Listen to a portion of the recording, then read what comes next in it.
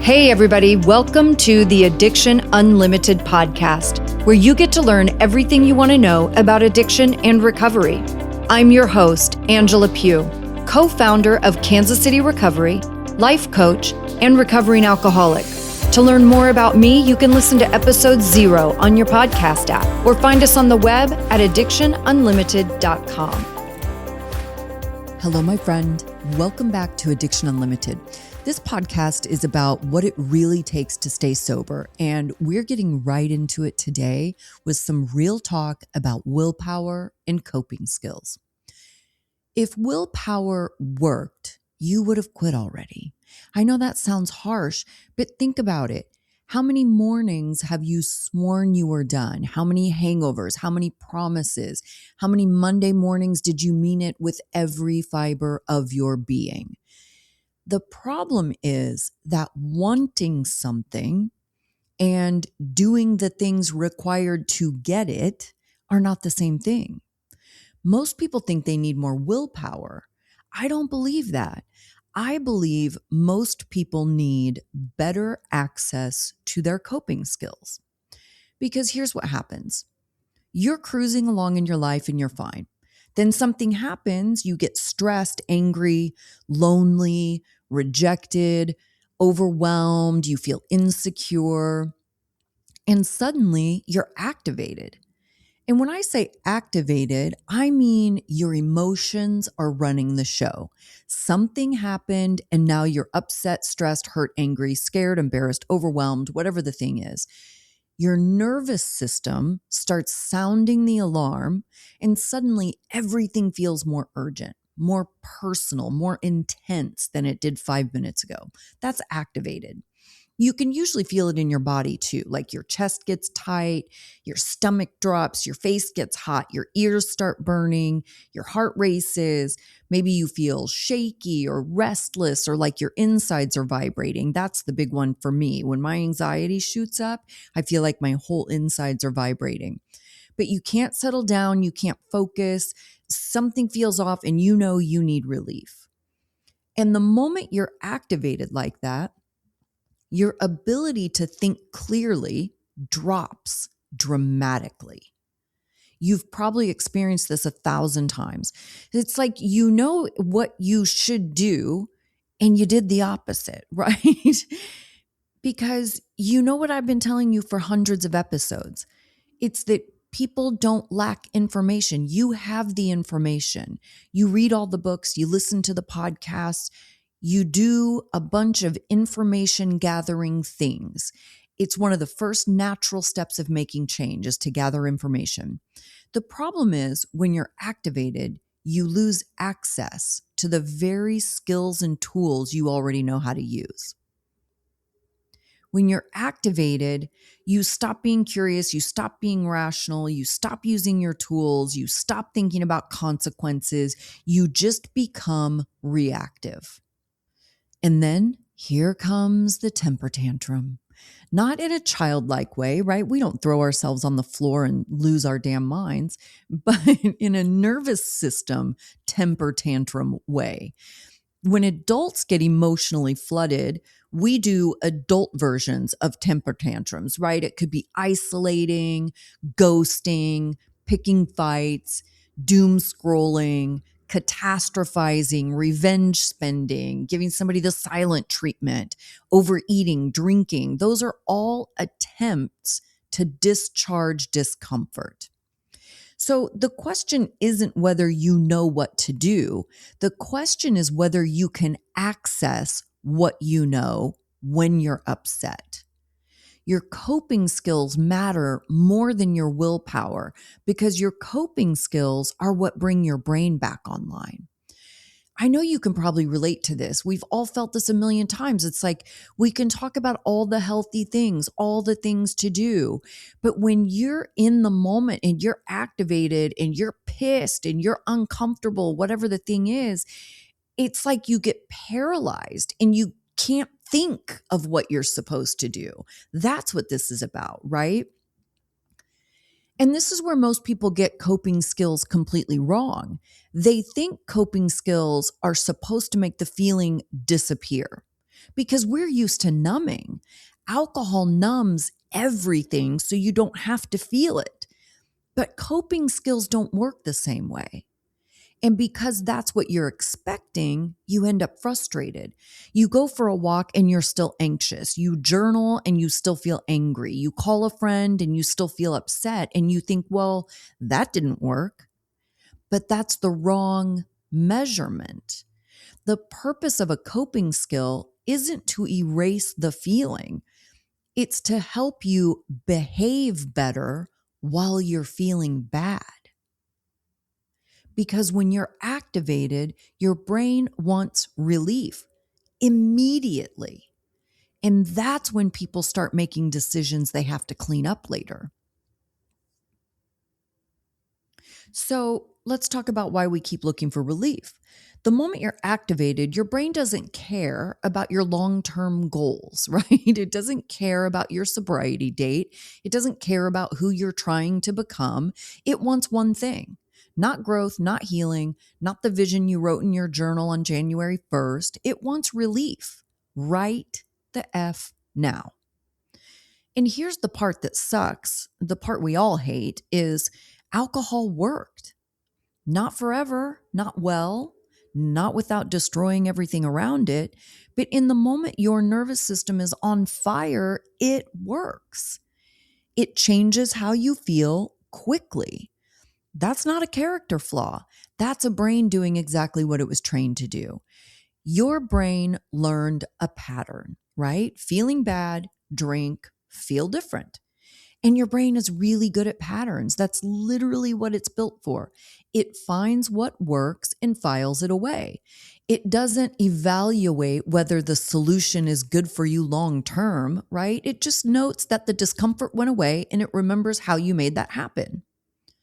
That's a learning system doing its job. The problem is the solution stopped working and you kept using it anyway because your brain didn't get the memo that the short-term relief was creating a long-term disaster. And alcohol isn't the only thing we use for this, right? We use food, scrolling, shopping, gambling, sex, anger, isolation, different behaviors, same mission, relief. The method changes, the mission doesn't. And until you understand that, you'll keep judging yourself for the thing you used instead of understanding why you used it. You're not weak, you're not broken, you're activated, and you reached for the fastest thing that worked. The work isn't to beat yourself up, the work is to build something better. So, how do you know if a coping skill actually worked? Most people say it worked if I felt better. But that's the old measurement. That's the alcohol measurement. Here's the new one. Did it help me avoid making the situation worse? That's it. That's the whole measuring stick. You were still angry, but you didn't send the text. You were still anxious, but you didn't drink. You were still hurt, but you didn't blow up the relationship. You still felt overwhelmed, but you didn't quit your job. You were still lonely, but you didn't self-destruct. That's a win. Not because the feeling disappeared, because you didn't let the feeling drive. A coping skill is successful if it helps you avoid becoming a bigger problem than the problem you're trying to solve. That's everything. Because here's what I see happen over and over again in early recovery and even in people who have been sober for years. Somebody gets through something hard and they do the right things. They go to the meeting, call their sponsor, take a walk, journal, do all the things. And at the end of it, they still feel a little bad, right? And they call it failure. But it wasn't failure. They felt bad and didn't drink. That's the win. They felt bad and didn't blow up their marriage. That's the win. They felt bad and still showed up the next morning. Huge win. We've been so conditioned to expect relief that we don't recognize resilience when it's standing right in front of us. Now let's talk about the difference between reacting and responding, because this is where it gets real. A reaction is immediate, it's emotional and impulsive. It's what happens when there's no space between the trigger and the behavior. Someone says something and you snap back before you even decided to, right? You get bad news, you're in the car headed to the liquor store before your brain ever even caught up with your body. Or you feel some rejection and you're sending a message you'll regret before you even finish thinking it through. That's a reaction. A response is different. A response is intentional, thoughtful, aligned with who you actually want to be. Not perfect, not emotionless, not robotic, just a chosen response. There's a pause in there somewhere, even a small one. And what I want you to get is that pause is the whole game. The space between trigger and response is where your life changes. I've said this to clients a million times, had them write it down, stick it to their mirrors, and come back 6 months later and tell me what's the one sentence that shifted everything for them. Because most of us spent years with zero space between trigger and reaction. Something happened and we were already drinking. Something felt hard and we're already numbing. Something hurt and we're already in the behavior that made it worse. Coping skills don't erase the trigger, but they create the space. Without coping skills, it's trigger, reaction. With coping skills, it's trigger, pause, choice. That's recovery in one sentence. You don't get to control what happens to you. You get to build the pause. And the more you practice, the wider the pause gets. The first time you use a coping skill in the middle of activation, it might be 3 seconds of pause before you make a better choice. That's enough. 3 seconds is enough to not send the text. 3 seconds is enough to put the car keys down. 3 seconds is enough to call someone instead of pouring something. And the more you practice, the longer the pause becomes. Seconds turn into minutes. Minutes turn into the ability to actually think through what you want to do before you do it. That's not willpower.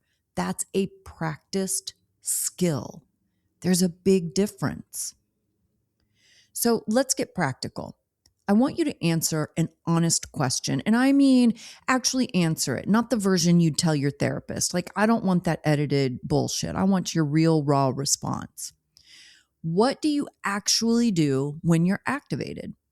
Not what you think you should do, not what you've learned is healthy, but what do you actually do when you're angry, when you're lonely, when you're feeling overwhelmed, when you're scared, when you are rejected, when you're stressed? Because whatever you answer, those are your current coping skills. Maybe they're healthy ones. That's great. Maybe some of them aren't. That's okay too. That's information. Because if your current coping skills keep creating more problems, that's your sign. Not to beat yourself up, not to start over, just to build something new alongside what you've already got. And here's a simple exercise I want you to do this week. And I mean, actually do it, not just nod along while you're on a walk and then forget about it.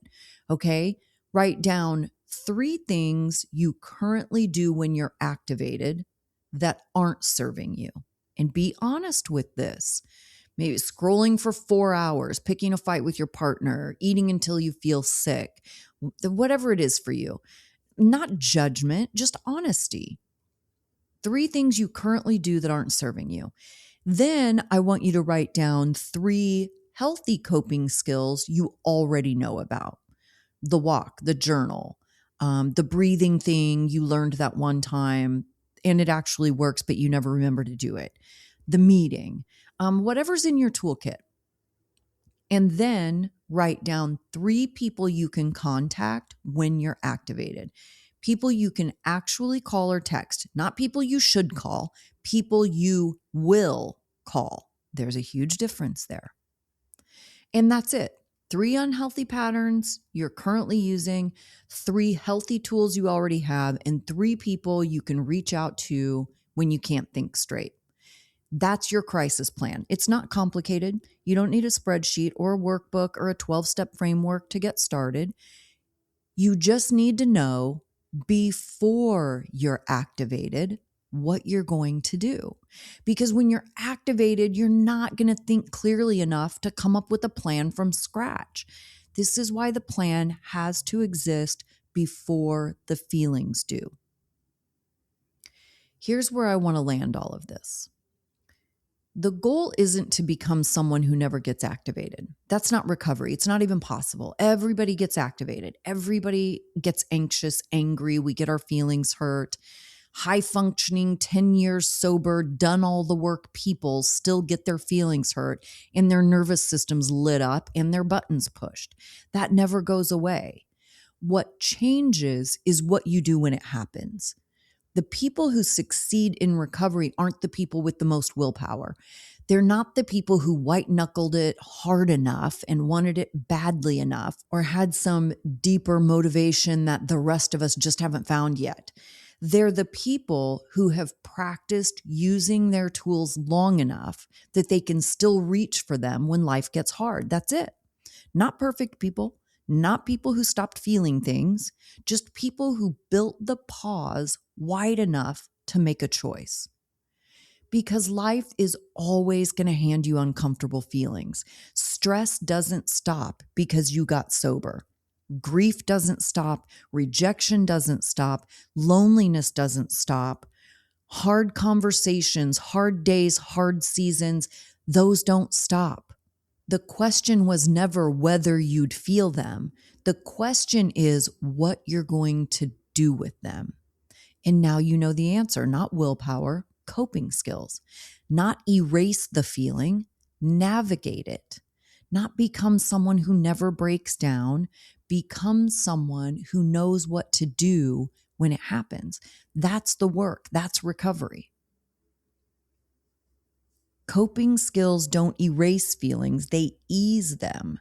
And over time, with practice, with repetition, showing up for yourself when it's hard, they do something even more important than that. They make you better at feelings, not numb to them, not above them, not someone who's transcended the human experience and floats through life unaffected, right? That's not realistic, but it makes you better at them because feelings aren't going anywhere. They were here long before you picked up a drink, and they'll be here long after you put one down. The anxiety and loneliness, rejection, anger, that's just being alive. That's part of the deal. And one of the things that most people don't realize until they've been in recovery a while, feelings are almost always what lead people back to drinking. Not circumstances or bad luck or a rough day. It's feelings they didn't know how to handle. So getting good at managing your feelings isn't just a nice to have skill. It's not a therapy bonus or a personal growth side quest. It is the work. It's how you protect your sobriety and protect your serenity. It's how you show up as a functioning adult in your own life and in your relationships, in your career, your family, your future. Every time you feel something hard and you don't let it run you, you get a little stronger. Every time you use a tool instead of a drink, you build evidence that you can handle it. And every time you sit in discomfort and come out the other side, you're proving to yourself that the feeling isn't going to kill you. That's how trust gets built, not in the easy moments, but in the activated ones. And if you're listening to this and you've been sober for a while, maybe you did it on your own, maybe you white-knuckled your way through early recovery, but now you're kind of stuck. You're sober, but you're not sure what comes next. You're not in crisis, but you're not thriving either. You know there's more, but you can't quite see the path. I created something for you, exactly for that person. It's the Sober Strategy Intensive. It's one focused session designed to get you unstuck and moving forward immediately, right? We identify what's keeping you stuck right now. We'll build a clear, realistic plan for where you're going and figure out the next steps to get you there. Clarity, direction, and a real strategy built specifically for where you are. If that sounds like what you need, go to addictionunlimited.com/call and book a call with me to talk through it, and we'll see if it's the right fit for you. addictionunlimited.com/call. That link is always in the show notes. And if you want a different package, we can talk about that too. addictionunlimited.com/call. Remember, the biggest misconception is thinking that coping skills erase the feeling or numb it and make it go away the way that alcohol did. But that is not realistic. The realistic view is the coping skill softens the edges of the feelings. It makes them not as intense so we can navigate them without making things worse. That's the key. I hope you're having a fantastic day, my friend, and I will see you next week. You've reached the end of another great episode of the Addiction Unlimited podcast. Candid and honest conversation about addiction and recovery. Be sure to visit us at addictionunlimited.com to join the conversation and access show notes and links to everything we talked about. Love this episode? Please take 30 seconds to subscribe, rate, and review on iTunes to help us improve and give you the information you want. Thanks for listening. See you next week.